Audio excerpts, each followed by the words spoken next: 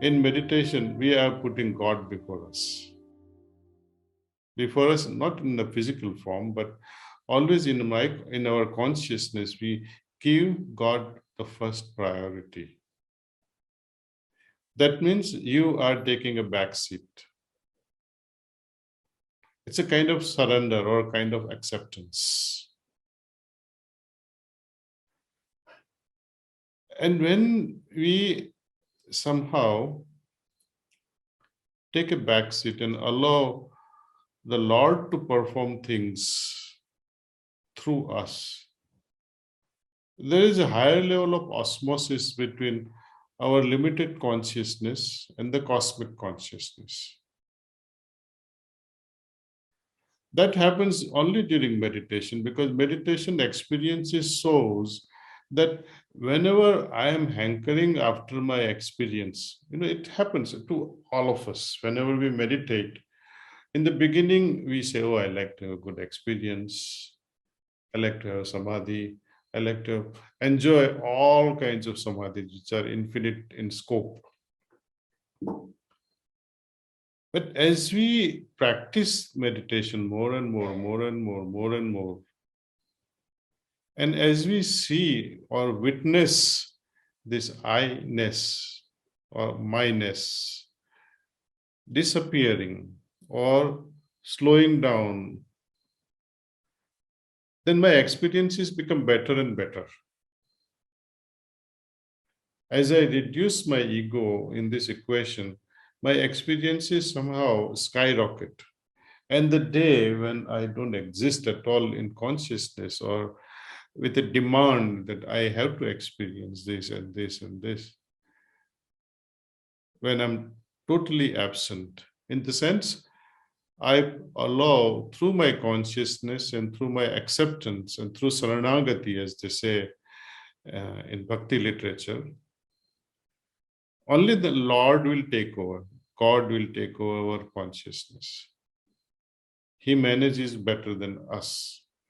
Then you will see the most blissful experiences in meditation, where you are replacing your consciousness or your ego with godly consciousness.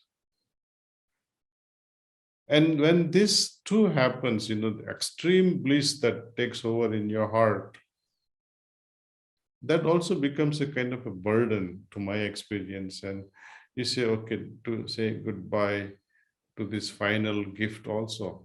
Many people go crazy for Sat Chit Anand. They think it is the ultimate thing. And they remain busy with Anandam and Anandam. And how much Anandam you want in your life? What happens to a honeybee who is totally soaked in honey? It will die. See? Same thing happens to us. You're too busy with this Sat Chit Anand. I mean, it's a beautiful word. It is like what we call sacred or secret formula passed on through our sastras. It's an indicator, it's a formula that Anandam can come when your chit achieves or realizes the truth. Sat is realized by the chit, and as a result you enjoy is Anandam, Sat Chit Anand. It's a sacred or secret message passed on. So the main key thing is this chitta, and how we enjoy this as a result, and how this bliss also can torment you at some point. And when you renunciate even this bliss, which is spiritual in nature, then another level of consciousness that we enjoy. I shouldn't use the word enjoy, but somehow it enters in our being, and it is very pure in nature. There is no excitement in it. There is no bubbling joy in it, because all those bubbling joys and bliss and excitements, they simply disappears when we have renounced it altogether. And this renouncing or renunciating Satchit Anand state is not a conscious thing or a deliberate thing. It happens as we practice meditation more and more.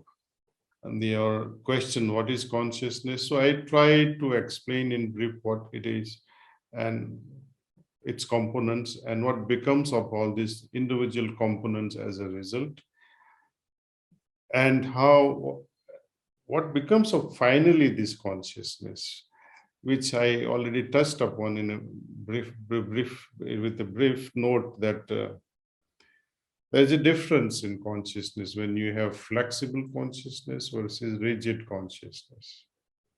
We become more flexible, almost like gods, godly consciousness. See, God, even though someone is trying to cut the tree, for example, or someone is trying to kill someone, does God interfere? Doesn't. He's, what is the role of God in that case? But in my day-to-day human life, when I see my dear ones being abused, would you sit silent like God? No. You'll have to take action. You're witnessing so and so is being compromised. You'll have to take action. So there too, consciousness plays a part. You cannot say I'm extremely flexible like God and I did not act now like God because now I become like God. That will be foolishness. So automatically our responses will be as needed as per the situation. Because I try to clarify this because someone had already asked this question to me, that what if you become like godly consciousness? Then you will not be able to respond properly in day-to-day world. It's a logical question, theoretical question, but in real life, it doesn't happen like that. So you become more compassionate, you become more loving, you become more accommodative, you extremely become, I would say, a flexible person. And there is so much of joy radiating from you that others will enjoy you, enjoy your company, enjoy your association. On your own, what becomes of you? You are a mere witness at that time.